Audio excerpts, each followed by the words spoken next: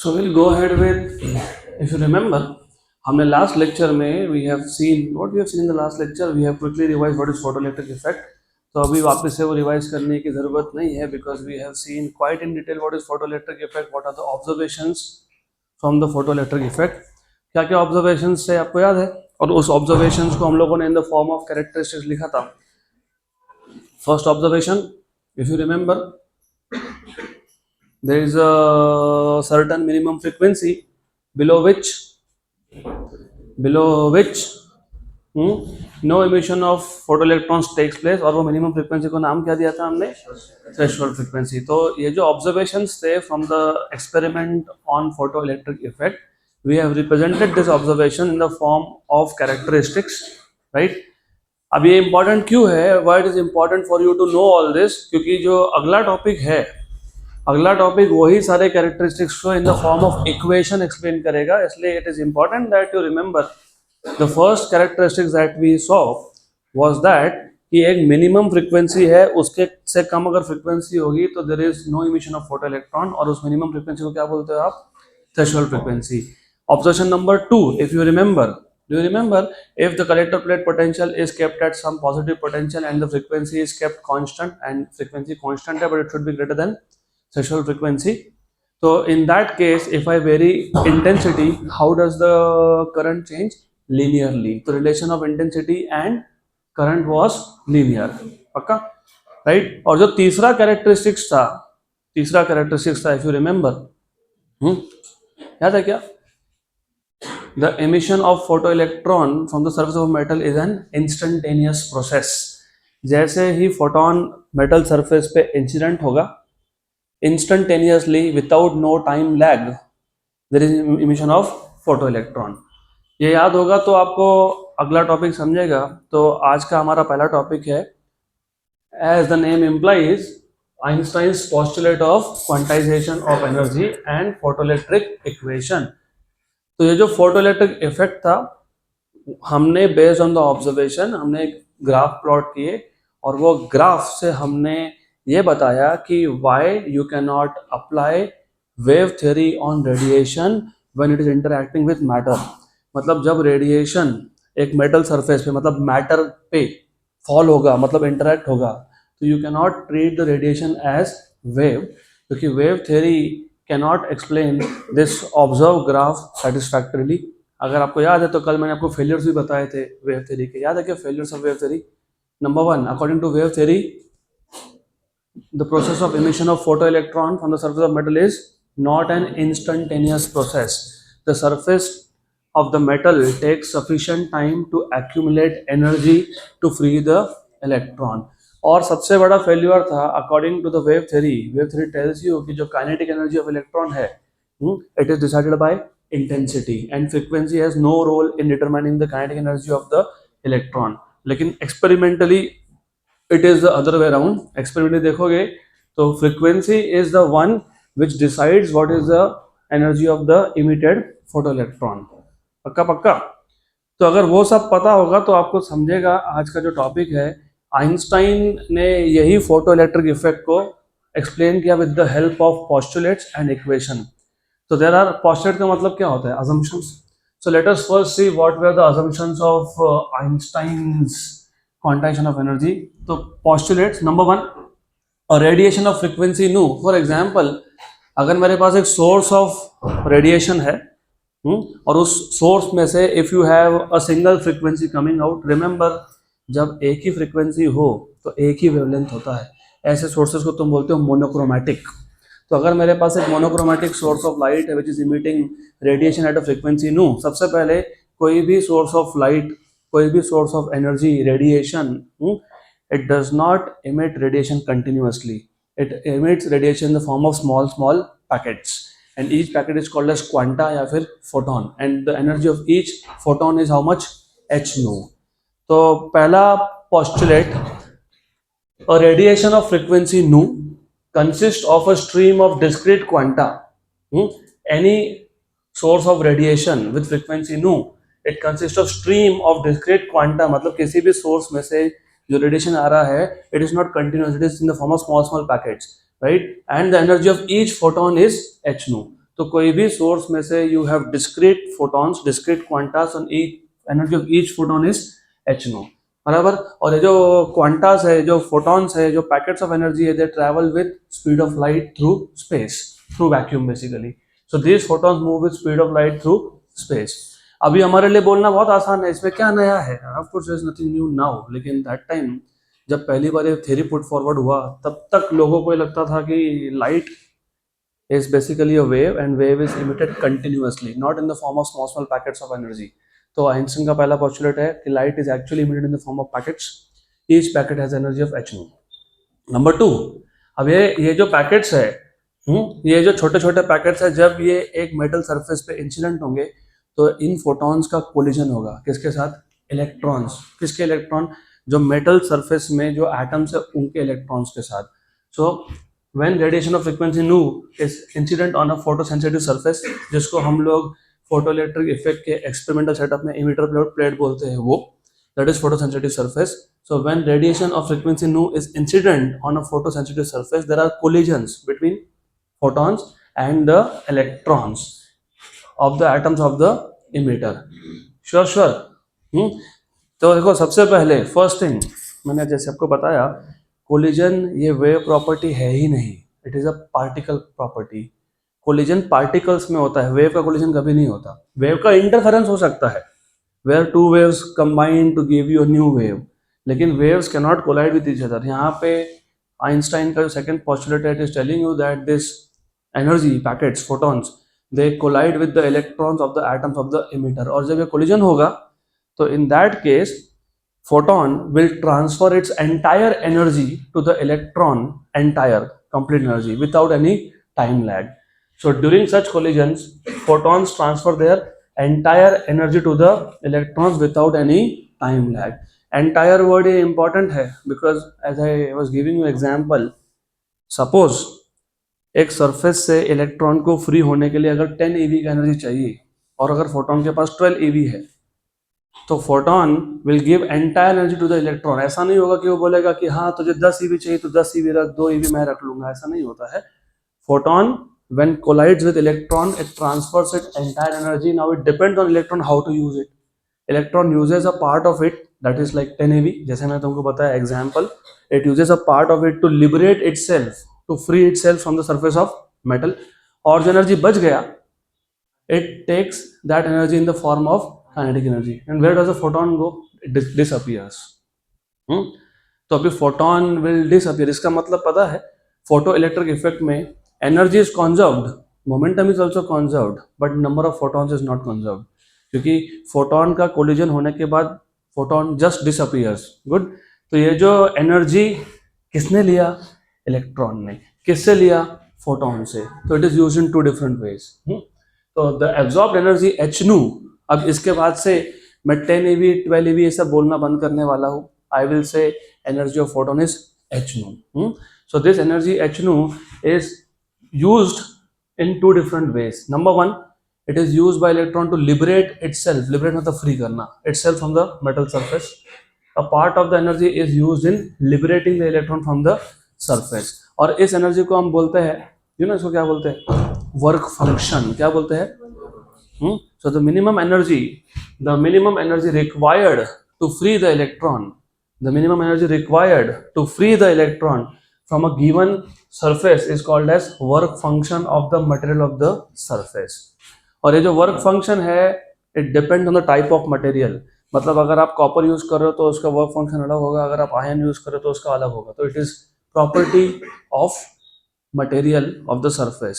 So the part of it is used in liberating the electron, और उस work function को हम denote करते हैं φ0 से। किससे? φ0।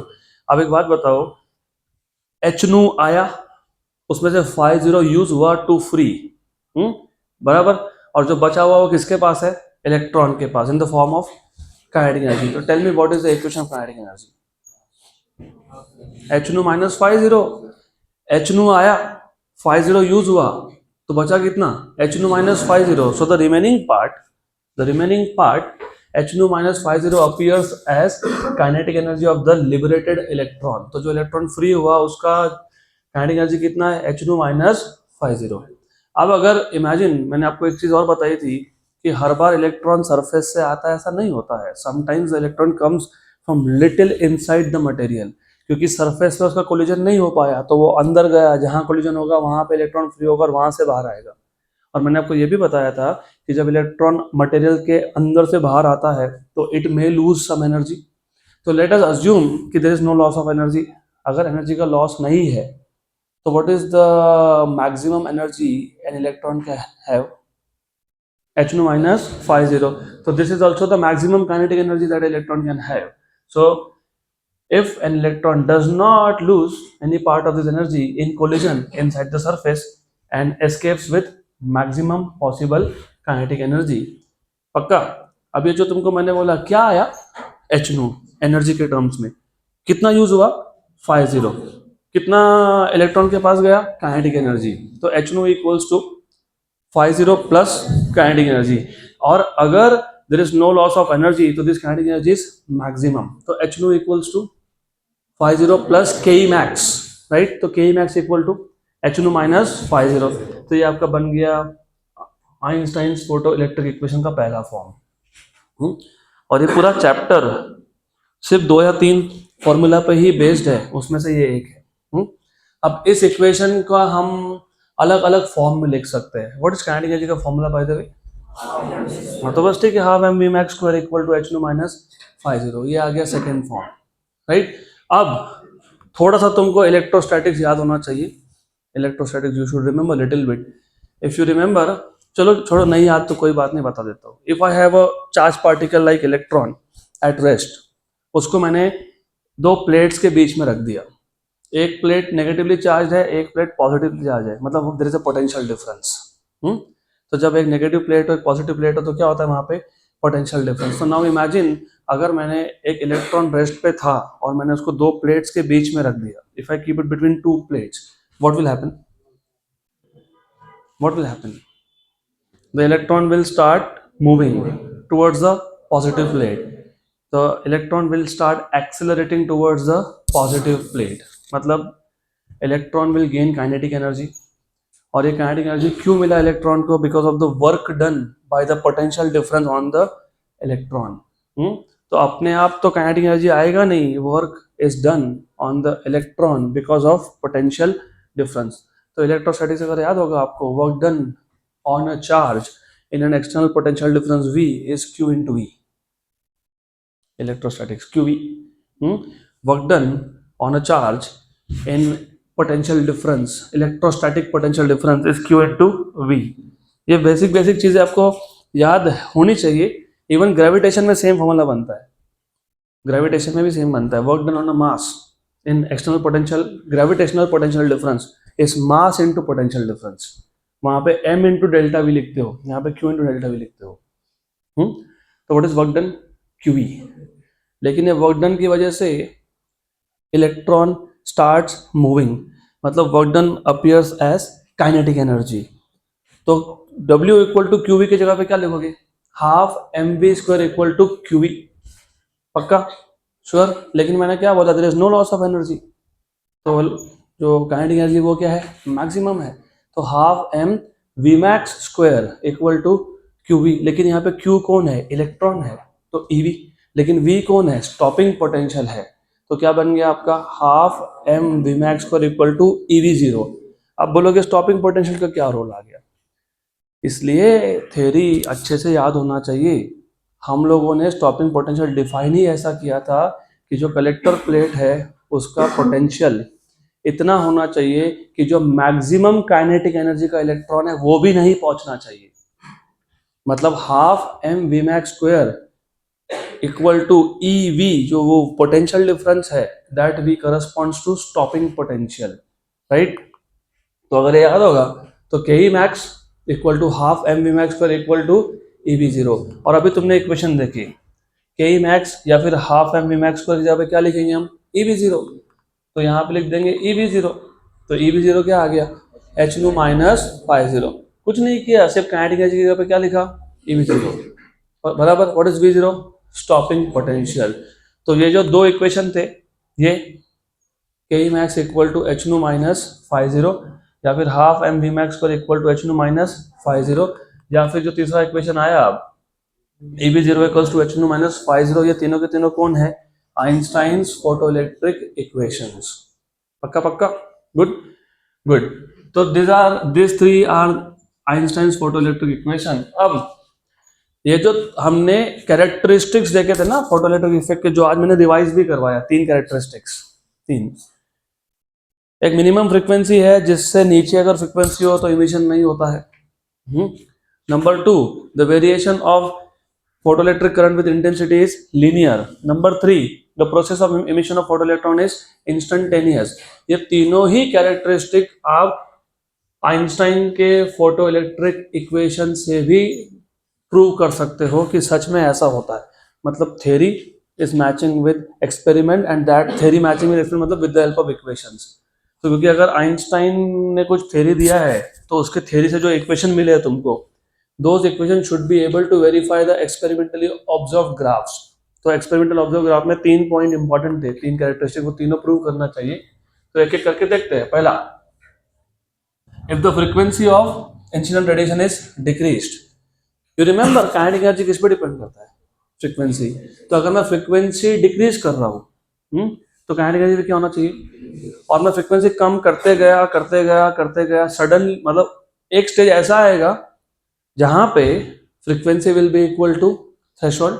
और अगर frequency is equal to threshold frequency, what does that mean?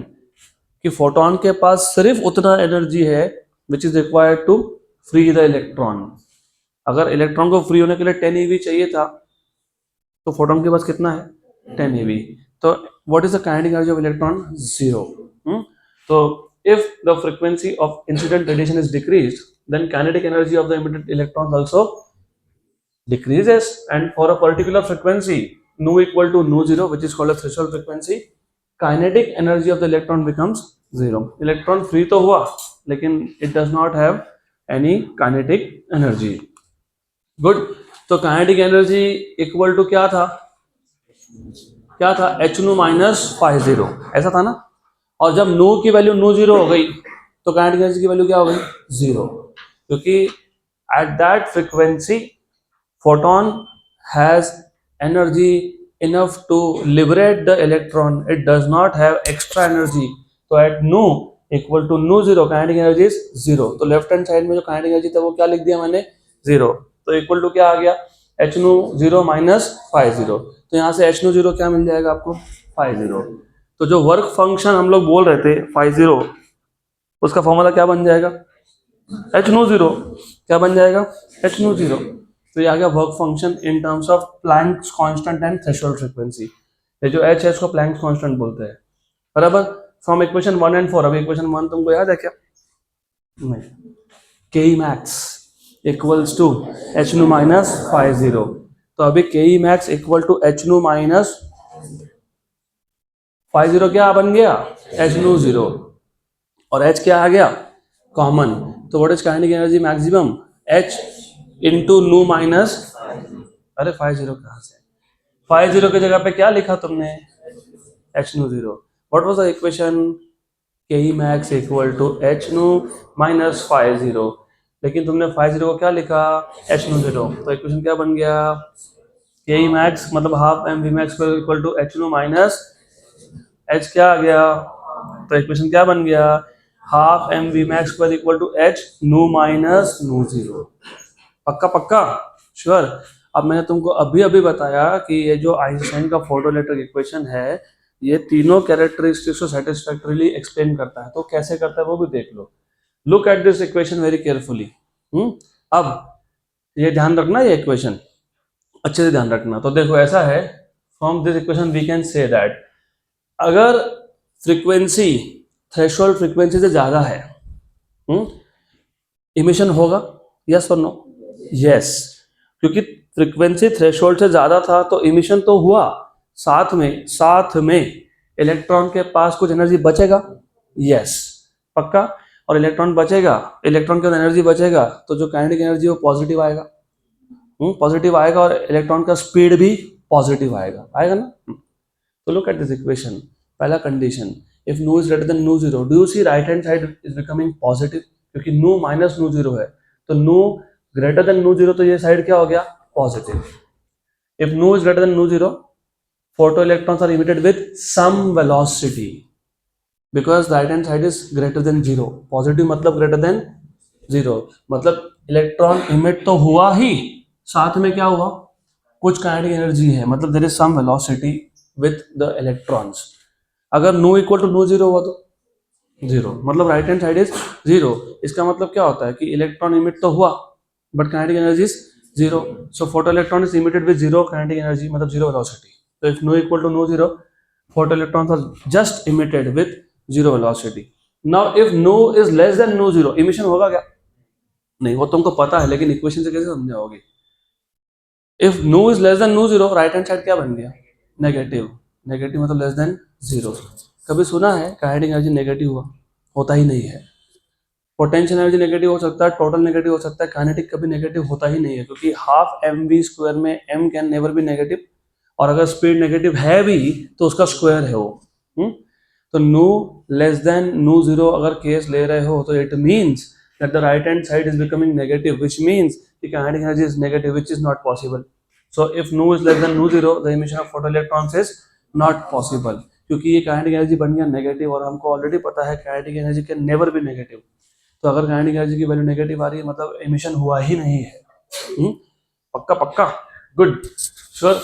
Then अब ये तो हमने अब तक सिर्फ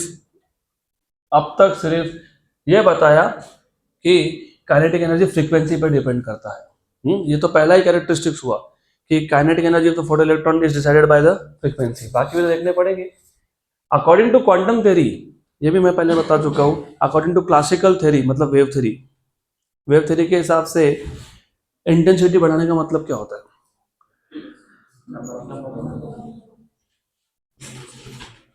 वैसा होता तो वेव थ्योरी फेल हुआ. फिर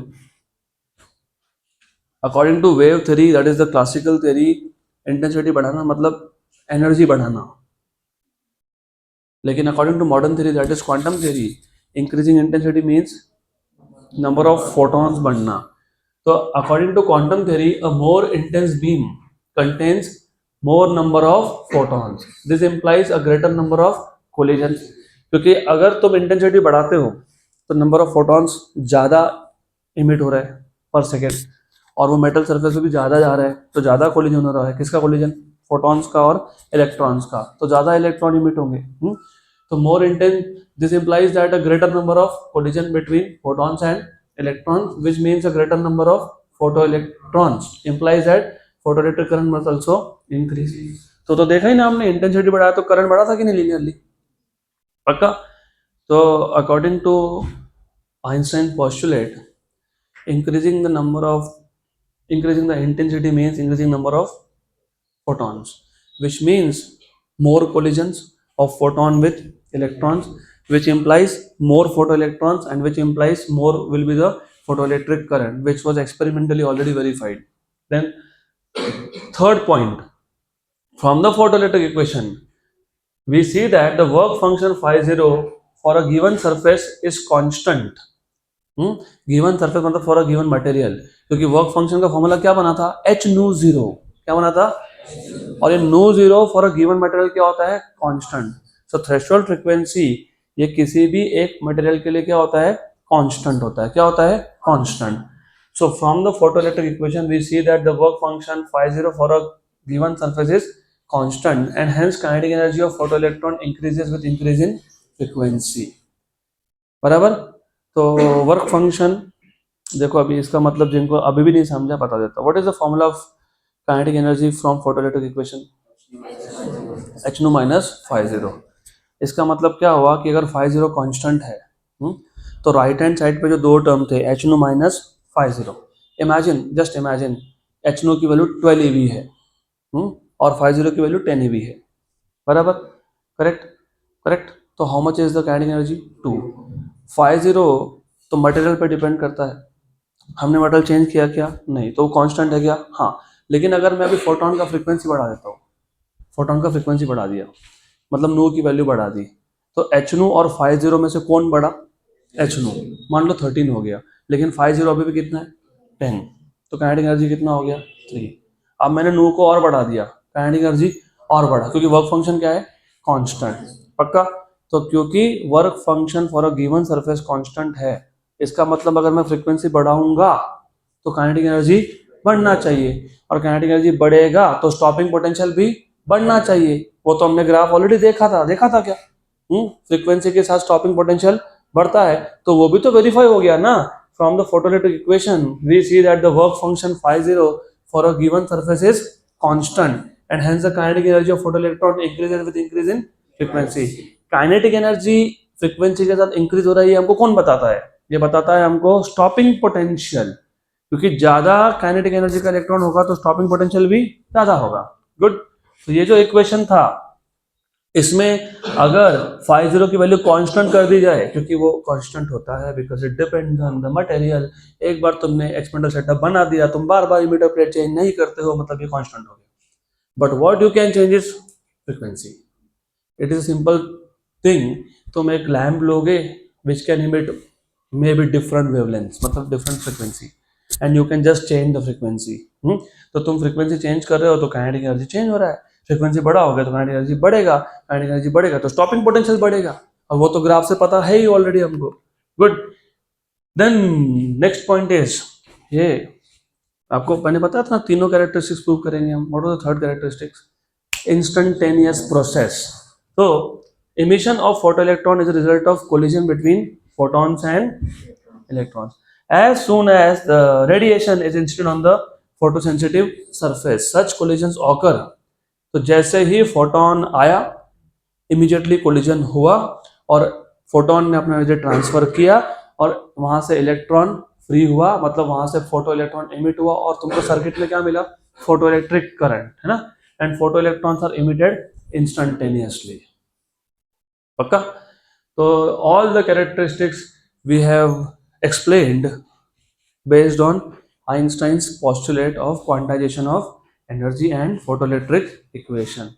तो so far ये चैप्टर इजी है, सिर्फ तुमको एक लिंक बनाते आने चाहिए। सबसे पहले we started off by saying double nature of radiation and matter. Radiation का डबल नेचर। क्यों डबल नेचर? मैटर बाकी है, मैटर अभी आएगा। क्यों double nature? There are some observe phenomena, reflection, refraction, interference, diffraction, polarization, और भी है, which basically can be explained if and only if you treat radiation as wave। But there are certain observed phenomena which you cannot explain if you treat radiation as wave। तो वहाँ पे हमको thought process change करना पड़ता है, हमको ऐसा imagine करना पड़ता है कि radiation is not wave but particle। पक्का? गुड। फिर उसमें जो एक बहुत प्रोमिनेंट एक्सपेरिमेंट है, ऑब्जर्व फेनोमेना है, दैट इज फोटोइलेक्ट्रिक इफेक्ट। तो we have learned, we have seen in detail what is photoelectric effect, experimental setup and the observations from that। बराबर? Then उसके बाद we have seen why wave theory could not explain photoelectric effect। ये सब होने के बाद Einstein, और मैंने शायद बताया था, नहीं बताया था तो बता देता हूँ, आइंस्टाइन ना became popular because of his theory of relativity। लेकिन उसको नोबेल पीस प्राइज रिलेटिविटी की वजह से मिला ही नहीं, उसको मिला फोटोइलेक्ट्रिक इफेक्ट की वजह से। His work on photoelectric effect was recognized and he got Nobel peace prize which is the highest award that you can get in science. Good. तो आइंस्टाइन ने खुद का थ्योरी दिया which explains the observations from the experiment based on the postulates. तो वही सब हमने देखा, and based on the postulate he also give an equation which satisfactorily explains all the characteristics of photoelectric effect।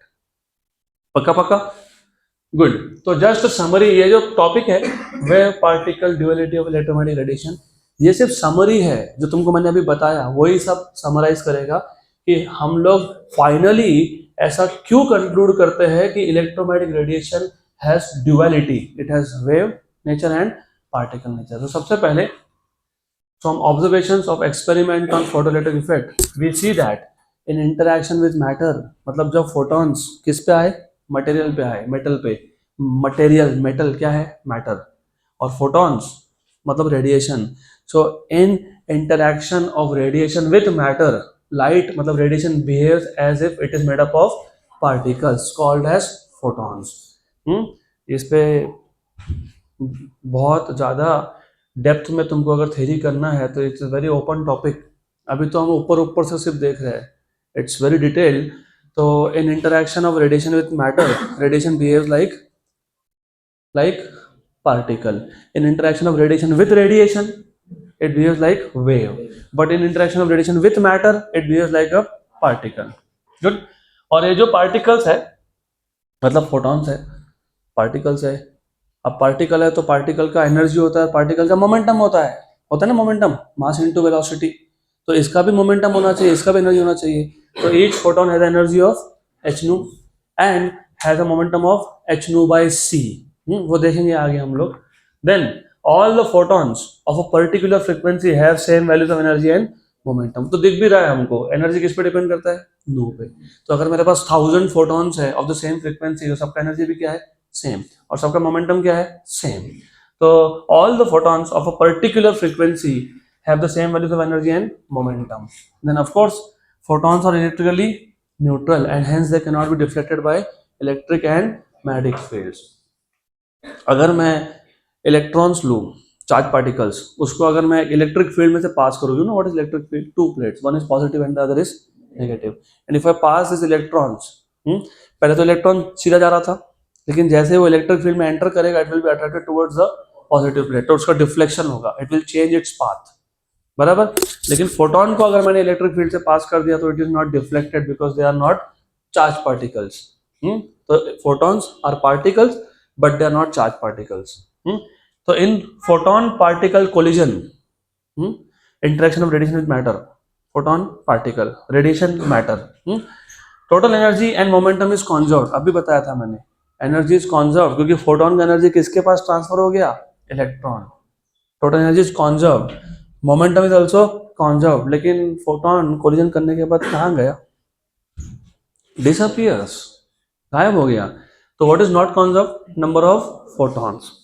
पक्का पक्का.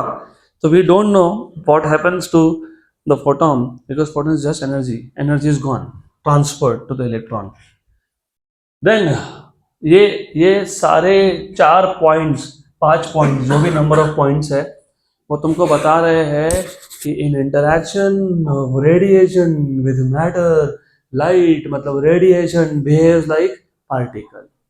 So these are the 5 concrete evidence that radiation behaves like particle. लेकिन radiation also behaves like matter, वो तो हमको पहले से ही पता है. Also phenomena like interference, diffraction, polarization, etc., reflection, refraction prove that light exhibits wave nature. मतलब क्या हो गया, क्या हो गया, इलेक्ट्रोमैग्नेटिक रेडिएशन के पास डबल नेचर है. तो हेंस लाइट मतलब EM radiation has dual nature. तो ये सिर्फ हमने जितना भी अब तक पढ़ा उसका एक समरी था कि हम रेडिएशन को वेव क्यों बोल रहे हैं, बिकॉज ऑफ दिस, और उसको हम लोग पार्टिकल क्यों बोल रहे हैं, बिकॉज ऑफ दिस, क्योंकि कोलिजन हो रहा है. कोलिजन तो पार्टिकल का प्रॉपर्टी होता है, मतलब यहाँ पे radiation is like a particle. पक्का पक्का. अब very famous, very interesting, very simple topic, D Broglie hypothesis. ये तब हाइपोथेसिस था, अब हाइपोथेसिस नहीं है, अब ये एक प्रूवन फैक्ट है. ये this is no more an hypothesis. लेकिन जब डी ब्रॉगली ने एक कॉन्सेप्ट रखा तब वो हाइपोथेसिस था. Hypothesis is something which is a theory, proposed theory, yet to be experimentally verified. अब ऐसा है, डी ब्रॉगली हाइपोथेसिस ने एक ही सेंटेंस में पिक्चर चेंज कर दिया. उसने बोला nature is symmetric. You know what is the meaning of symmetry? तो he said nature loves symmetry. मतलब अगर रेडिएशन का ड्यूअल नेचर हो सकता है, radiation can behave like a wave and particle, तो फिर matter should also have dual nature. Matter is particle yes, लेकिन matter should also behave like a wave. वो बहुत फेमस कोट है उसका, नेचर लव सिमेट्री. तो नेचर में जो भी होता है वो सिमेट्रिकल होता है. अगर पूरे नेचर में, यूनिवर्स में मैं बोल रहा हूँ कि 2 ही चीज है, एक है रेडिएशन, एक है मैटर, और रेडिएशन का डबल नेचर है, तो फिर मैटर का भी डबल नेचर होना चाहिए. गुड. तो in 1924 Louis de Broglie suggested that if radiant energy, that is radiation, has both the nature, which natures, wave nature and particle nature. Then the particle मतलब matter must also have a wave associated with its motion. मतलब एक particle जो है उसके साथ क्या होना चाहिए, वेव एसोसिएटेड, लेकिन wave associated with its motion. मतलब जब पार्टिकल मूव होता है तो उसके साथ एक वेव होता है एसोसिएटेड. मतलब अगर आप में से किसी का ध्यान नहीं है और मैंने से चौक का टुकड़ा उठाया, आपको ऐसा फेंक के मारा, पहली बात तो मेरे पास चौक नहीं है तो वो होने नहीं वाला, don't worry, you will C that the trajectory is like that. ऐसा नहीं होता है वो, it goes like a wave. फिर हमको दिखता क्यों नहीं है ऐसा वेव जैसा, क्योंकि उसका वेवलेंथ जो है ना, wavelength it is extremely small. बराबर, स्मॉल की लार्ज. अच्छा वो देखेंगे अब. तो we cannot actually see the wave associated with moving particle because of the wavelength. So he believed that the particle must also have dual nature, मतलब matter should have dual nature, so particle must have a wave associated with it. De Broglie proposed that the wavelength associated with a particle of mass m moving with the speed v is given by. तो de Broglie ने suggest किया कि जो moving particle है जिसका मास m है, speed v है, उसके साथ जो वेवलेंथ एसोसिएटेड है it is h upon momentum, h upon p. What is p? mv, h upon mv. अब देखो मैंने बोला ना कि अगर मैंने कोई एक ऑब्जेक्ट थ्रो करके फेंका आपको वो वेव जैसा नहीं दिखेगा क्योंकि डिपेंड करता है वेवलेंथ पे. अगर मैंने कोई ऑब्जेक्ट थ्रो करके फेंका भी तो उसका स्पीड कितना ही होगा, मैक्सिमम क्या ही होगा, 1 metre per second, 2 metre per second, 10 metre per second. Correct. और मास, मान लो जो ऑब्जेक्ट मैंने थ्रो करके फेंका 100 ग्राम का है, 100 ग्राम को किलोग्राम में कन्वर्ट कर लो, कितना होता है 0.1. और स्पीड भी मैं मान लेता हूँ चलो 10 है, 10 मीटर पर सेकेंड, तो नीचे क्या हो गया 1, ऊपर क्या है h, Planck's constant. What is the value of Planck's constant? 6.63 into 10 raised to minus 34 metre. हमारे पास आज 21st सेंचुरी में जो अच्छे से अच्छा इंस्ट्रूमेंट भी है ना, अच्छे से अच्छा, वो भी 10 पावर -12 -13 -14 मीटर के नीचे मेजरमेंट नहीं दे सकता आपको. This is where your technology has limitation. You can not measure anything beyond 10 raised to -14-15 metre. नहीं हो सकता, राइट? करेक्ट. यहाँ तो 10 raised to -34 मीटर आ रहा है, तो तुम इंस्ट्रूमेंट से नहीं उसको मेजर कर सकते, तो नेकेड आई से कहाँ से दिखने वाला है वो. तो you have the particles which are moving, there actually have a wave associated with it, but you can not detect it क्योंकि the wavelength is so small. तो 10 raised to -34 मीटर का आ जाएगा वहाँ पे इन दैट केस. तो de Broglie proposed that the wavelength associated with a particle of mass m moving with speed v is h upon p, where p is momentum of the particle which is mv. तो lambda equal to क्या हो गया h upon mv, right. अब इसमें से बोल दिया ऐसा थोड़ी काम चलेगा, उसको शो करना पड़ेगा कि इक्वेशन कहाँ से आया. तो कल को उठ के मैं भी कुछ भी बोल दूंगा, तो आई हैव टू प्रूव. तो of course he used 2 different theories to prove कि वो जो फॉर्मूला है वो करेक्ट है. उसने यूज किया एक Planck's quantum theory. What is Planck's quantum theory? Energy of a photon is h nu. ये चैप्टर स्टार्ट ही वहां से हुआ था, प्लैंक्स क्वांटाइजेशन ऑफ एनर्जी. तो he use 2 theories. Number 1 Planck's quantum theory which tells you that the energy of photon is h nu, and he used Einstein's mass energy relation E equal to mc square. तो E equal to h nu भी है और E equal to mc square भी है. जागो जागो. E equal to क्या क्या है h nu, और क्या है mc स्क्वायर. तो h nu क्या हो गया mc स्क्वायर. तो E equal to h nu, but what is nu? Frequency. What is frequency? c by lambda. तो E equal to hc by lambda. ये कहाँ से आया? प्लैंक्स क्वांटम थ्योरी से. और आइंस्टाइन का रिलेशन क्या था? E equals to mc square. इन दोनों को इक्वेट कर दो तो h c by lambda equals to mc square. बराबर. c c हो गया, तो लैम्डा इसको शिफ्ट कर दिया लैम्डा को यहाँ पे, तो क्या हो गया h upon mc. Mass into velocity क्या होता है? मोमेंटम. तो क्या बन गया h बाई p, राइट. तो ये ऐसा ही इक्वेशन बोल दिया, ऐसा नहीं होता है. he said we know that photon is a quanta मतलब packet of energy, and Planck ने पहले से बता दिया हमको उसका एनर्जी कितना है, एच नो। लेकिन वेट, आइंस्टाइन ने भी कुछ बता के रखा है कि अगर देख, वापस मैं बता रहा हूँ, थोड़ा लॉजिकली कनेक्ट करना पड़ेगा। Photon is a packet of energy which is a quanta, what is energy, h nu, that is h c by lambda, बराबर। लेकिन अगर तुम फोटोन को पार्टिकल मान रहे हो, क्योंकि तुम मान रहे हो, तुम मान रहे हो ना फोटोन को पार्टिकल, बराबर। तो पार्टिकल मतलब तुम फोटोन मतलब रेडिएशन को क्या मान रहे हो, पार्टिकल। फिर मैटर को भी क्या मानोगे, वेव। क्या मानोगे, वेव। इसका मतलब रेडिएशन वेव भी है, रेडिएशन पार्टिकल भी है। तो मैटर वेव भी है और मैटर, तो अगर मैटर वेव है तो उसका एनर्जी कितना है, h nu, which is h c by lambda. लेकिन मैटर तो मैटर है ना, वो तो पार्टिकल पहले से था ना, उसका एनर्जी कितना होता है, एम सी स्क्वायर। इक्वेट कर दिया तो तुमको मिल गया lambda equals to h by p. पक्का पक्का, गुड, यहाँ तक क्लियर। तो this was called as de Broglie hypothesis back then, क्योंकि तब तक ये सिर्फ हाइपोथेसिस था। फिर with of course advancement in technology हम लोगों को आज पता है, एक्सपेरिमेंटली हमने ये वेरीफाई किया। क्या वेरीफाई किया पता है, कि पार्टिकल के साथ एक वेव एसोसिएटेड होता है। और मैंने शायद एक हाथ बैच में बोला भी था, मैं वापस बता देता हूँ। When you say that electron is a particle which is revolving around the nucleus, ऐसा होता ही नहीं है, ऐसा है ही नहीं। तो रियलिटी क्या है, रियलिटी ये है कि electron is basically a wave, stationary wave. और आपको पता होना चाहिए, वेव्स को तुम लोकेट नहीं कर सकते हो, you can not say wave कहाँ पे है। इसलिए तुम फिर वो s p d f orbitals draw करते बैठते हो। वो s p d f orbitals are nothing but the probability of finding an electron. Probability कब होती है, जब तुम श्योर नहीं हो इलेक्ट्रॉन कहाँ पे है। तो मैं बोल रहा हूँ यहाँ से वेव निकल रहा है, बताओ कहाँ है wave, you don't know, right. तो फिर रियलिटी ये है कि इलेक्ट्रॉन को जब मैंने देखा तब वो वहां आया। जब तक हम इलेक्ट्रॉन को ऑब्जर्व नहीं कर रहे, इलेक्ट्रॉन वहां है ही नहीं।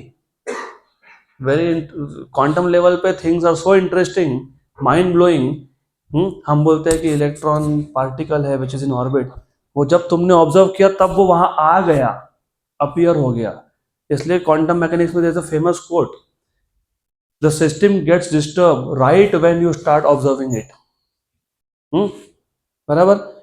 अभी भी किसी लोगों का ध्यान नहीं होता, मैं पढ़ा रहा हूँ, फिर मैं देखता हूँ तो सडनली हाँ हाँ उधर देखते हैं, बराबर। इलेक्ट्रॉन भी वैसा है, इलेक्ट्रॉन वहां है ही नहीं, लेकिन मैं ढूंढने गया तो बराबर उधर है। है ना, पक्का। हम भी बोलते हैं पेरेंट्स को, हम पढ़ाई कर रहे हैं रूम में, डू नॉट डिस्टर्ब। अंदर तो कुछ और ही चल रहा है, मोबाइल पे गेमिंग। जैसे नॉक हुआ, नॉक नहीं नहीं, बुक खुल गई अब। तो इलेक्ट्रॉन का behaviour is similar, electron is not there, electron is not a particle, it is a wave. But when you start observing, when you try to find electron, electron वहां है क्या, वो अपने आप पार्टिकल बन जाता है, हाँ वो वहां पे है, ऑर्बिट में है। गुड। तो anyways, quantum mechanics is a very interesting and open field for research. जिनको थोड़ा सा कन्वेंशनल करियर से बाहर जाना होगा, quantum mechanics is waiting for you. तो anyways, coming to matter waves, ये जो सारा स्टोरी है ना, ये पूरा स्टोरी कि मूविंग पार्टिकल के साथ क्या एसोसिएटेड होता है, wave. A particle which is moving has what, wave associated with it, इसी को मैटर वेव बोलते हो तुम। So according to de Broglie, there is a wave associated with moving particle, the wavelength of this wave is given by h by p which is h by mv। इसी को हम लोग बोलते हैं matter waves. the waves which are associated with moving particles are known as matter waves। a very logical maths, limits, if v tends to 0, अगर particle का speed zero की तरफ जाएगा, मतलब बहुत कम हो जाएगा, मतलब पार्टिकल रेस्ट पे आने लगेगा, तो वेवलेंथ क्या बन जाएगा, इन्फिनिटी। और इसलिए तो हमने बोला कि मूविंग पार्टिकल के साथ वेव एसोसिएटेड होता है। और अगर पार्टिकल का वेलोसिटी कम हो रहा है, मतलब पार्टिकल रेस्ट पे आ रहा है, तो वेवलेंथ क्या हो रहा है, इन्फिनिटी, इन्फिनिटी हो रहा है, बराबर। You know what is the meaning of infinite wavelength, the crest to crest distance is infinite. मतलब you will not be able to find the wave, क्योंकि the distance between two crest has become infinity. तुम कब बोलते हो कि wave है, जब तुमको ऐसा स्ट्रक्चर दिखता है, है ना, मतलब तुमको क्रेस्ट दिखता है, ट्रफ दिखता है, क्रेस्ट दिखता है, ट्रफ दिखता है, तब बोलते हो ना वेव है। अगर वेलोसिटी जीरो हो गया, जीरो हो गया, तो वेवलेंथ क्या हो गया, इन्फिनिटी। मतलब समझा, ये क्रेस्ट और दूसरा क्रेस्ट कहाँ पे है, इनफाइनाइट डिस्टेंस, तो तुमको कहाँ से वेव स्ट्रक्चर दिखने वाला, दिखेगा ही नहीं। बट उल्टा भी है, if v tends to infinity, wavelength tends to zero, मतलब स्पीड बहुत ज्यादा हो गया तो वेवलेंथ बहुत कम हो गया, तो क्रेस्ट टू क्रेस्ट डिस्टेंस कम हो गया, तो in that case you can notice कि देयर इज अ वेव। तो the particles which are moving with high speed, electron is moving with the speed of 2 × 10⁶ metre per second, so high, speed high है, तो उसका wavelength detect करना possible है क्या, yes, right.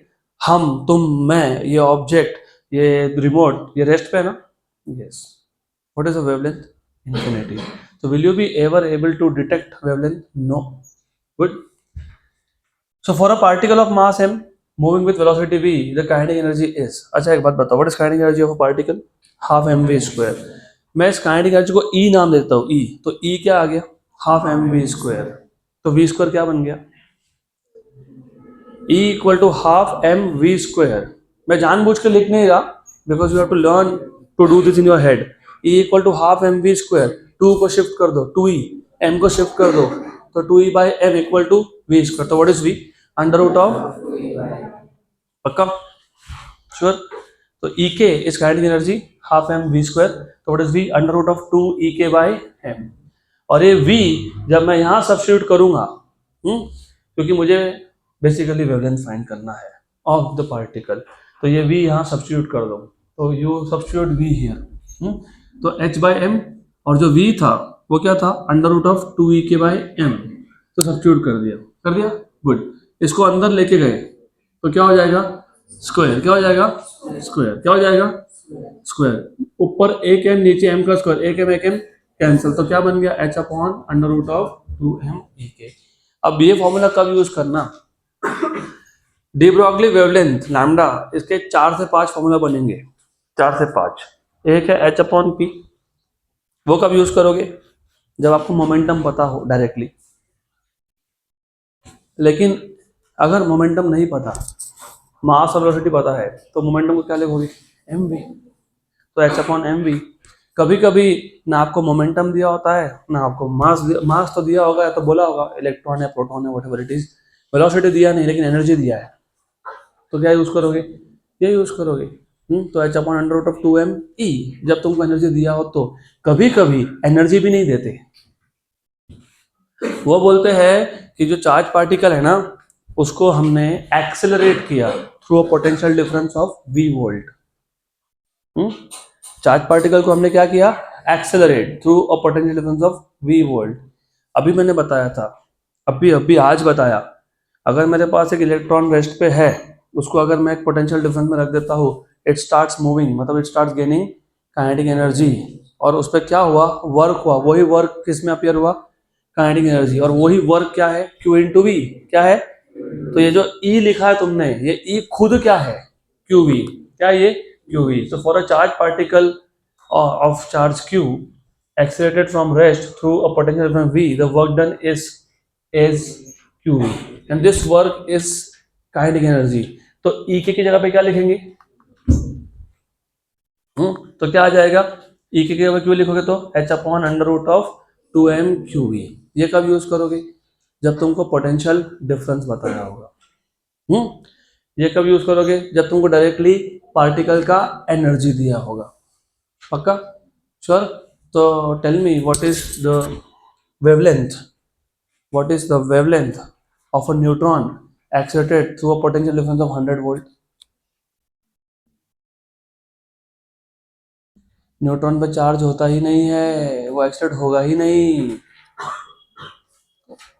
Q is zero, denominator zero, तो wavelength is infinity. कहाँ सोचते बैठे कैलकुलेशन कर रहे हो तुम, ये गलती एग्जाम में होती है, इसलिए अब भी बता देता हूं मैं, न्यूट्रॉन न्यूट्रॉन एक्सेलरेट नहीं होगा। न्यूट्रॉन के केस में तुमको डायरेक्टली एनर्जी बताना पड़ेगा कि we have a neutron which is moving with this energy. You can not say neutron is accelerated through potential difference, it is not accelerated because it has no charge, बराबर। तो ये equation सिर्फ charge particle के लिए use करते हैं, only for charged particles, not for neutrons. It can be proton, it can be alpha particle, it can be electron, so on and so forth. Right, अब मैंने बोल दिया it can be electron. Electron के लिए तुमको बहुत जगह पे क्वेश्चंस आते हैं, बहुत जगह पे. तो इलेक्ट्रॉन के लिए मैं पहले से ही कैलकुलेशन करके रख दिया मैंने, मैं बता देता हूँ आपको. So this relation hold only for any charge particle like electron, proton और even for charge ions, right, लेकिन not for neutron. For an electron, अगर इलेक्ट्रॉन है, स्पेसिफिकली इलेक्ट्रॉन है तो h अपॉन 2m ev, क्योंकि charge on electron is e, mass of electron is 9.1 into 10⁻⁻31. h की value substitute किया, mass के लिए सब्स्टिट्यूट किया, चार्ज के वैल्यू सब्स्टिट्यूट किया, और v तो अभी पता नहीं, v तो एग्जांपल में देंगे तुमको, तब का तब देखेंगे. गुड. तो what you get is 1.228 into 10⁻⁻9 metre. What is 10⁻⁻9 metre? Nanometre. क्या आएगा?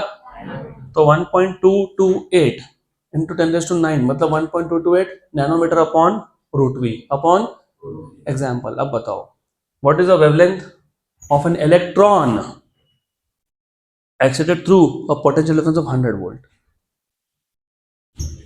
इलेक्ट्रॉन है ना, डायरेक्ट ये फॉर्मूला यूज करना, रूट ऑफ 100 10, कितना नीचे कितना 10, ऊपर 10 का रेशियो क्या था -9, तो अभी क्या हो जाएगा 10⁻⁻10, तो 1.228 एंगस्ट्रॉम बन जाएगा वो. तो ये फॉर्मूला डायरेक्टली सिर्फ किसके लिए? प्रोटॉन के लिए नहीं, अल्फा पार्टिकल के लिए नहीं, किसी भी और आयन के लिए नहीं. ये बहुत बेसिक गलती होती रहती है, इसके लिए मैं इधर ही बता देता हूँ.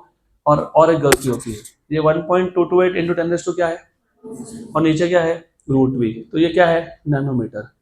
एंगस्ट्रॉम में कन्वर्ट करने जाएंगे तो इधर क्या लिखेंगे 10⁻⁻10, और ये डेसिमल क्या करेंगे शिफ्ट करेंगे ना, तो क्या बन जाएगा 12.28 इंटू 10⁻⁻10, हाँ कि ना. तो एंगस्ट्रॉम में कितना आएगा 12.28. देखो ये इधर क्या लिखा मैंने 1.228, तो क्या आएगा 12.28. बहुत सारे बुक्स में गलती है, इसलिए इधर गलती करके बता दिया, तुम मत करो. तो वो क्या आएगा 12.28 अपॉन रूट वी. अगर एंगस्ट्रॉम में चाहिए तो, नैनोमीटर में चाहिए तो 1.228. तो एक काम करो, तुम ना नैनोमीटर में याद ही मत रखो, just remember this in terms of angstrom, क्योंकि वेवलेंथ नॉर्मली हम लोग एंगस्ट्रॉम में मेजर करते हैं. अगर तुमको याद होगा, वी नॉर्मली से wavelength of light is this much of angstrom, तो हम लोग वेवलेंथ नॉर्मली किसमें मेजर करते हैं एंगस्ट्रॉम में. पक्का. तो it is 12.28 upon root V angstrom. Then अब now it is time for us, ये जो फोटो इलेक्ट्रिक इफेक्ट हमने देखा था, मैंने तुमको पहले ही बोल दिया कि इस चैप्टर में दो ही टॉपिक है, फोटो इलेक्ट्रिक इफेक्ट और de Broglie hypothesis. Photo electric effect tells you that radiation is particle, right, और de Broglie hypothesis tells you that particle is wave. Radiation is particle and matter is wave. Photoelectric effect tells you radiation is और de Broglie hypothesis tells you matter is wave. तो दोनों का हमको एक एक application देखना है, एक.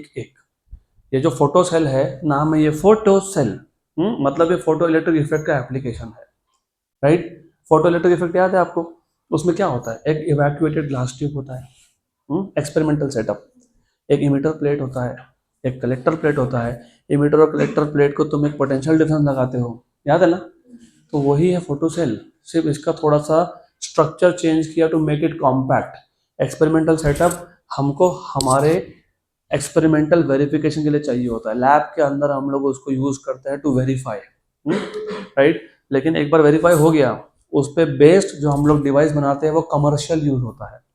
और कमर्शियल यूज के लिए जो डिवाइसेस होते हैं ना, वो कॉम्पैक्ट इन साइज होने चाहिए, छोटे छोटे होने चाहिए, हैंडी होने चाहिए, पोर्टेबल होने चाहिए, सस्ते होने चाहिए, राइट. तो फोटो सेल इज अ छोटा version of the experimental setup of photo electric effect. तो तुमको वही सब इधर देखने को मिलेगा, वही सब कुछ इधर देखने को मिलेगा.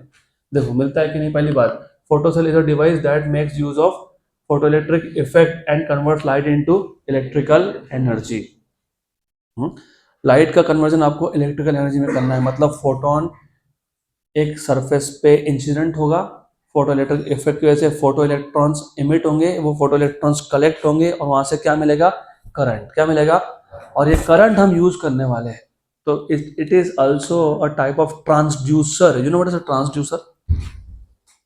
What is a transducer?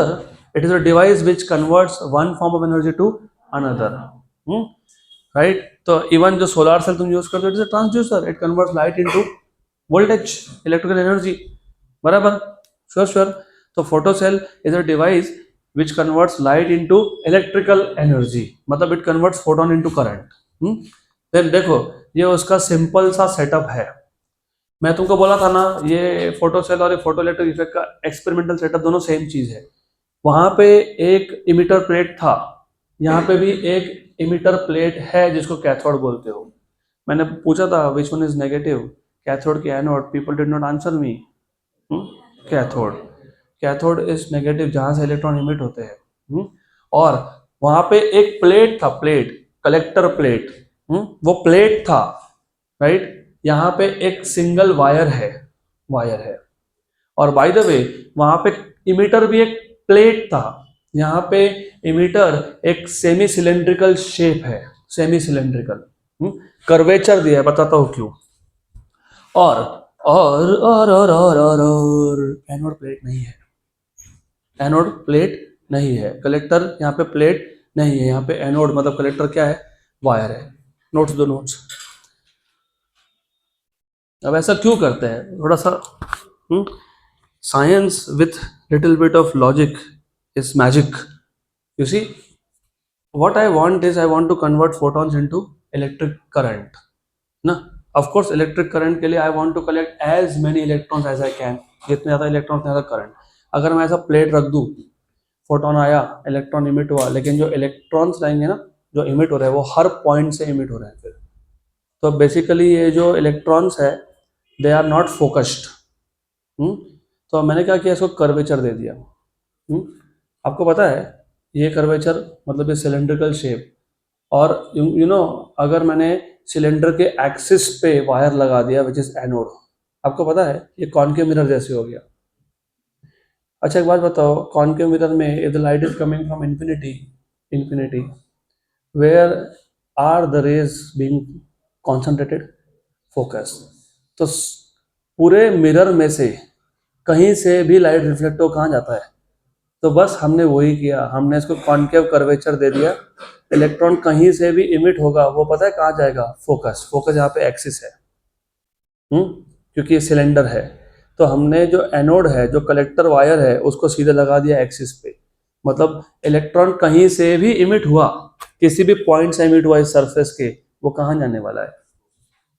तो हम we can collect as many electron as we can.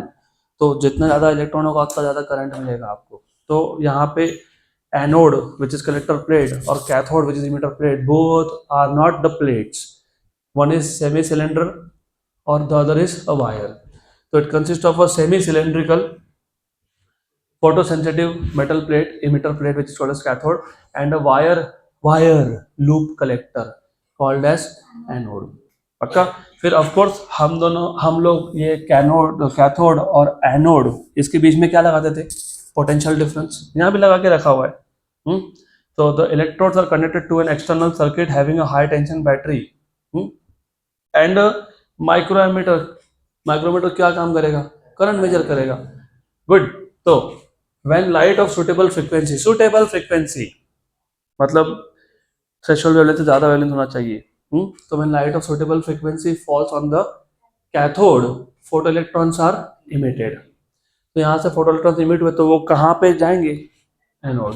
These electrons are attracted towards the anode due to applied potential difference, and the photocurrent generated is measured by microammeter। Simple पक्का। अब as I told you कि इसके commercial uses है, there are so many uses and very nice. You will see कि तुमने खुद ने इसको कहीं यूज करके रखा, तुमको पता नहीं था कि फोटो सेल है। तो पहला use, it is use to operate control systems and in light measuring devices, right. अब देखो क्या है, ये कंट्रोल सिस्टम बताता हूँ, आगे आएगा ही। तो फिलहाल कंट्रोल सिस्टम को साइड में रखो, लेकिन लाइट मेजरिंग डिवाइस क्या होता है। फॉर एग्जाम्पल, अगर मुझे मेजर करना है कि कितना लाइट आ रहा है। तो तुम कैसे मेजर करोगे? ऐसा बोलोगे 1 फोटोन आया, 2 फोटोन आया, 3 फोटोन आया, नहीं ना। तो what you do is you use a photocell. You make the light fall on the photocell. When light falls on the photocell, there is emission of electrons. These electrons are collected by anode, which is a collector plate. It sends it to the circuit. It gives you current. और current को तुम back calibrate करोगे किससे? Intensity से। तुम बोलोगे हाँ इतना इंटेंसिटी आ गया। तो करंट ज़्यादा तो इंटेंसिटी ज़्यादा, वो लीनियर ग्राफ याद करो। तो तुम बेसिकली क्या करते हो? फोटोसेल यूज करते हो टू मेजर लाइट। और यू डोंट नो इसके इतने ज़्यादा यूजेस है। तुम्हारे कैमराज में यूज होता है ये, जिसको तुम एक्सपोजर बोलते हो। एक्सपोजर, अगर फोटो तुम ले रहे हो और अगर लाइट कम है तो फोटो खराब आएगा। फिर हम लोग क्या करते हैं?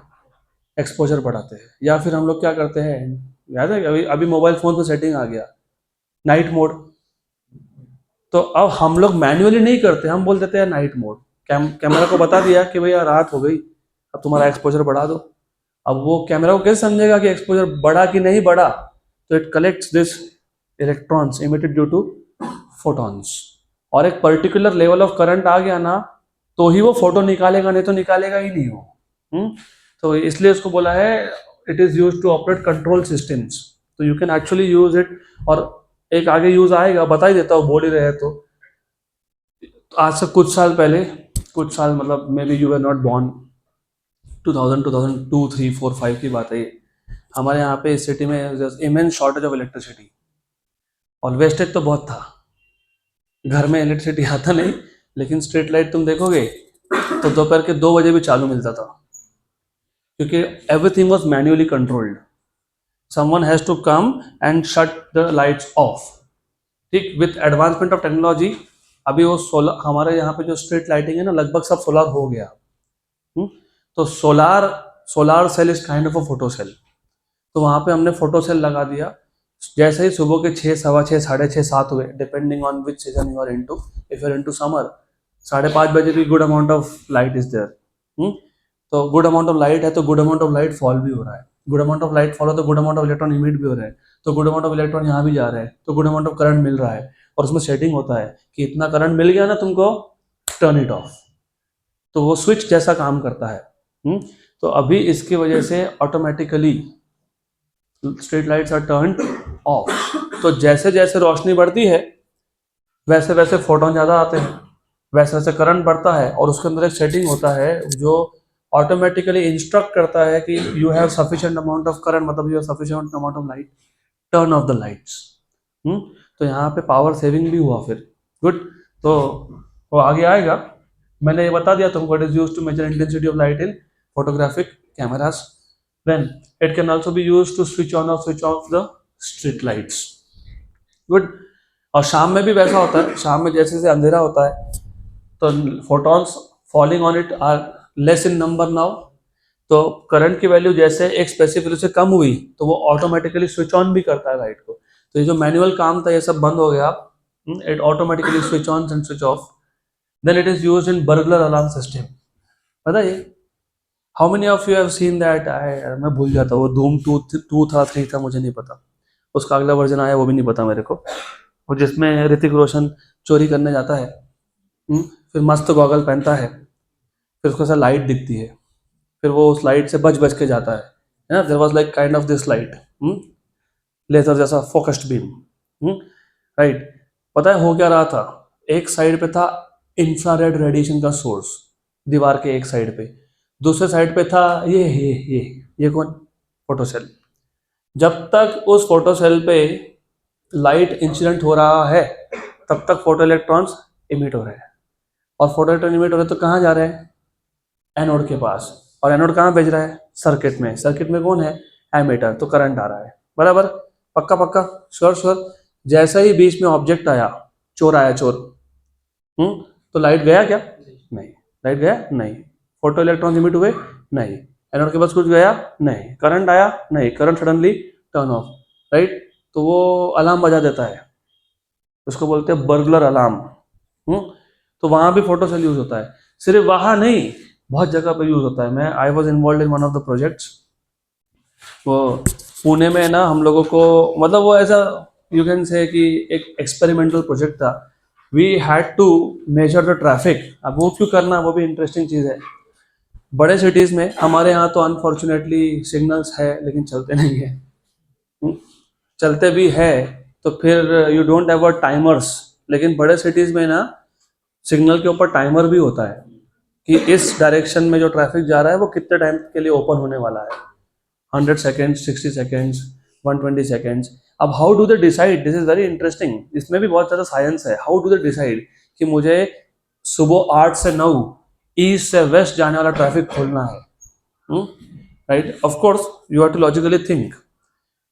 एक रेसिडेंशियल एरिया है, एक कमर्शियल एरिया है, तो सुबह सब लोग काम पे जाएंगे मोस्टली, तो ऐसा डायरेक्शन इस डायरेक्शन में ट्रैफिक खुलना चाहिए. अगर वैसा होता तो बहुत सिंपल था, वेरी सॉर्टेड आउट. लेकिन अभी क्या, विथ एक्सपांशन अभी रेसिडेंशियल और कमर्शियल का कुछ रहा ही नहीं है, सब मिक्सड अप है. तो कौन से डायरेक्शन में कितने टाइम तक ट्रैफिक खोलना है, तो तुमको काउंट पता होना चाहिए कि सुबह 8 से 9 यहाँ से यहाँ जाने वाला ट्रैफिक कितना था. सिर्फ वो नहीं, कार कितने थे, बस कितने थे, साइकिल कितने थे, मोटरसाइकिल कितने, सब पता होना चाहिए. तो what we were given as a project, मेरा नहीं था, one of my friends, but फिर वो था कि चल कुछ काम कर नहीं रहा तो चल मेरे साथ चल. We used to go and sit. उनके पास था काउंटर, फिजिकल काउंटर्स. तो ऐसा उनका काम था कि हर चौराहे पे उनको 1-1 घंटा बैठना और काउंट करना है. बस आया, रेड बटन दबाओ. मोटरसाइकिल आ गया, ग्रीन बटन दबाओ. ऐसा काउंट करना था और ये डेटा जाता था ट्रैफिक कंट्रोल सिस्टम को. और स्टूडेंट तो स्टूडेंट होते हैं, बैठ गए चौराहे पे, चाय और कॉफ़ी, बस आया गया पता नहीं लगा, ऐसे कुछ भी बटन दबा रहे हो. तो they are basically giving wrong data. अगर रॉन्ग डेटा देते हो तो पूरा सिटी जैम हो जाएगा. ईस्ट से वेस्ट जाना ट्रैफिक ज़्यादा था, तुमने उल्टा डेटा भेज दिया, खत्म बात. तो अभी they put this photo cells at the signals itself. Road के एक साइड पे फोटो सेल होता है, एक साइड पे सोर्स ऑफ लाइट होता है. जब व्हीकल पास होगा तो वो ब्लॉक करने ही वाला है ना लाइट को, तो काउंट होगा. अब वो कैसे समझेगा कि मोटरसाइकिल है कि कार है कि बस है. अगर बस है तो वो ज़्यादा टाइम तक ब्लॉक करेगा. तो उससे भी समझ में आता है for how many seconds the light was blocked. तो ये सारे के सारे वहां भी यूज हो सकते हैं और होते हैं. तो चलो ठीक है. तो ये यूजेस 4 ही बताए, लेकिन देर आर मल्टीपल यूजेस. अब मैंने एज आई टोल्ड यू कि इस पूरे चैप्टर का, if you say, there are 2 important topics. Photo electric effect detail में देखा, उसका हमने एप्लीकेशन देखा. दूसरा था डी ब्रॉगली हाइपोथेसिस. और मैंने जब डी ब्रॉगली हाइपोथेसिस स्टार्ट किया तब मैंने बोला कि it is no more hypothesis. जब ये ओरिजिनली प्रपोज किया गया था, it was a hypothesis, it was just a theory yet to be experimentally verified. But now it is experimentally verified कि moving particles have a wave associated with it. And remember, ये chapter start होने से अब तक मैं 5 बार बता चुका हूँ, ये 6th टाइम होगा. कोई भी चीज वेव है ये तुम कब बोलते हो, when it shows interference, diffraction, polarisation, etcetera etcetera. तो अगर इलेक्ट्रॉन का बिहेवियर भी इंटरफेरेंस पैटर्न जैसा है, डिफ्रैक्शन पैटर्न जैसा है, तो तुम बोल सकते हो कि electron is behaving like a wave. तो there is a famous experiment, Davisson and Germer experiment, which experimentally proves कि moving electrons they have a part wave nature. Which nature? तो particles when they are moving they have which nature? Wave nature. तो ये matter का duality को prove करता है. जैसे photo electric effect radiation के ड्यूअलिटी को प्रूव करता है, Davisson and Germer experiment matter के ड्यूअलिटी को प्रूव करता है. मैटर तो पार्टिकल है ही, लेकिन वो वेव भी है. तो ये है experimental setup of Davisson and Germer, very famous experiment. तो जरा देख लो इसमें क्या क्या है. इसमें एक इलेक्ट्रॉन गन दिख रहा है, ये एफ, ये जो एफ है इट इज फिलामेंट, इसको हम इलेक्ट्रॉन गन बोलते हैं. दिख भी रहा है गन जैसा, दिख रहा है ना गन जैसा ये, अरे दिख रहा है कि नहीं. हाँ, तो ये बुलेट नहीं शूट करता, ये इलेक्ट्रॉन शूट करता है because of something called as thermionic emission. What is this thermionic emission? when a surface or a substance emits electrons because of the high temperature. पिछले केस में फोटो इलेक्ट्रिक इफेक्ट में electrons were emitted due to photons, वो photo electric effect था. यहाँ पे भी electrons emit हो रहे हैं, but not because of photons, because of high temperature. इसको बोलते हो थर्मियोनिक इमिशन. तो ये टंगस्टन फिलामेंट है, you know tungsten when heated it basically emits light as well as it may emit electrons.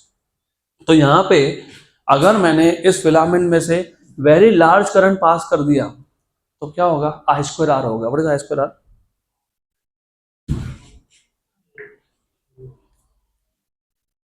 Physics में मार्क्स ऐसे नहीं मिलते. I स्क्वायर आर मतलब हीट है, हीट जनरेट होगा उसमें. तो अगर मैं लार्ज करंट पास करता हूँ तो यहाँ पे हीट जनरेट होगा. हीट जनरेट होगा तो टेम्परेचर बढ़ेगा तो इलेक्ट्रॉन्स इमिट होना चालू हो जाएंगे, तो थर्मोनिक इमिशन है. तो तुमको लार्ज करंट चाहिए. अब लार्ज करंट कहाँ से लाओगे? हाई टेंशन बैटरी से. तो दिख रहा है HT, हाई टेंशन बैटरी.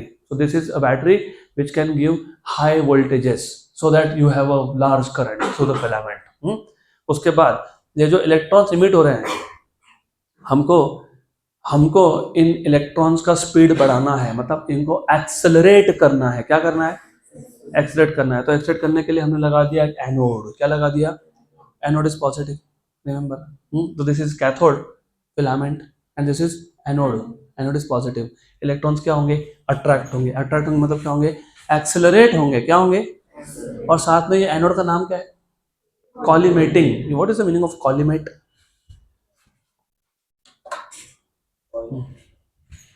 जब इलेक्ट्रॉन इमिट हुए ना तो दे आर डाइवर्जेंट. क्यों डाइवर्जेंट? पहली बात तो वो फिलामेंट के अलग अलग पॉइंट से इमिट हो रहे हैं. दूसरा, इलेक्ट्रॉन एक दूसरे को क्या करेगा? रिपेल करेगा. तो ये जो इलेक्ट्रॉन इमिट हो रहे हैं ना, they are emitted through some angle. Divergent beam है ये. मुझे इसको कॉन्वर्ज करना है. क्या करना है? तो ये जो प्रोसेस होता है of converging a beam is called as collimating, collimation. बराबर. तो ये जो एनोड है ये दो काम करता है. एक, इलेक्ट्रॉन्स को एक्सेलरेट करवाता है टू हाई एनर्जीज. नंबर 2, ये कॉलीमेट करता है, मतलब ये इलेक्ट्रॉन को एक फोकस्ड बीम में कन्वर्ट करता है. पक्का?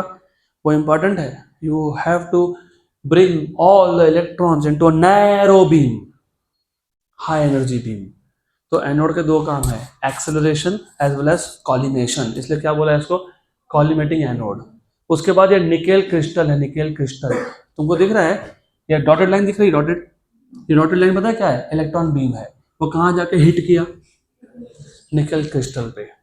तो ये हमारा टारगेट है जिसपे हमको बम्बार्ड करना है इलेक्ट्रॉन्स को. अब ये जो इलेक्ट्रॉन्स है, आफ्टर बम्बार्डमेंट, आफ्टर रिफ्लेक्शन, अभी नहीं बोल सकता क्योंकि इलेक्ट्रॉन है.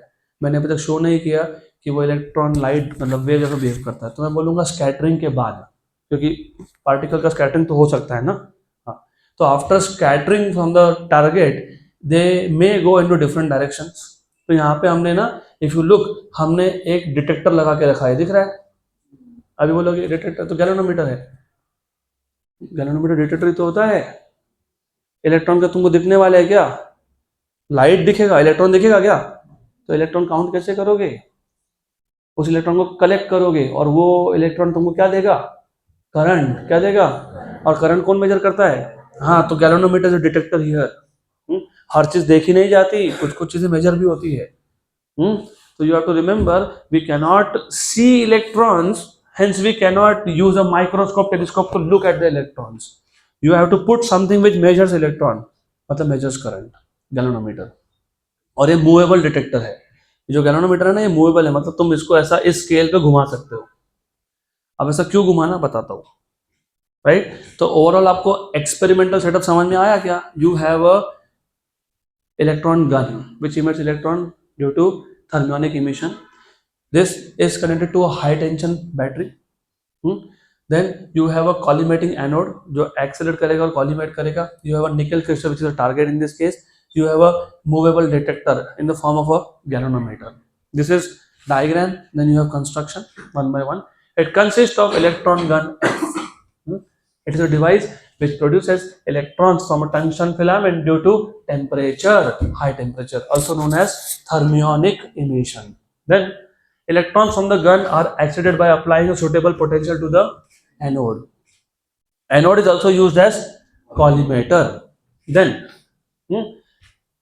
this beam of electrons is made to fall on nickel crystal and is scattered in different direction by the crystal. Scattered electrons were detected by the electron detector, which is galvanometer, and the current was measured with the help of a galvanometer. यहाँ तक clear? पक्का? अब what you do is, ये movable क्यों है? क्योंकि तुम अलग अलग एंगल पे करंट मेजर करोगे। अब एक बात समझ लो, अगर मैं इसको अलग अलग एंगल पे रख रहा हूँ और मैं करंट मेजर कर रहा हूँ और मुझे हर एंगल पे सेम करंट मिल जाए तो उसको बोलते हैं यूनिफॉर्म करंट। क्या बोलते हैं?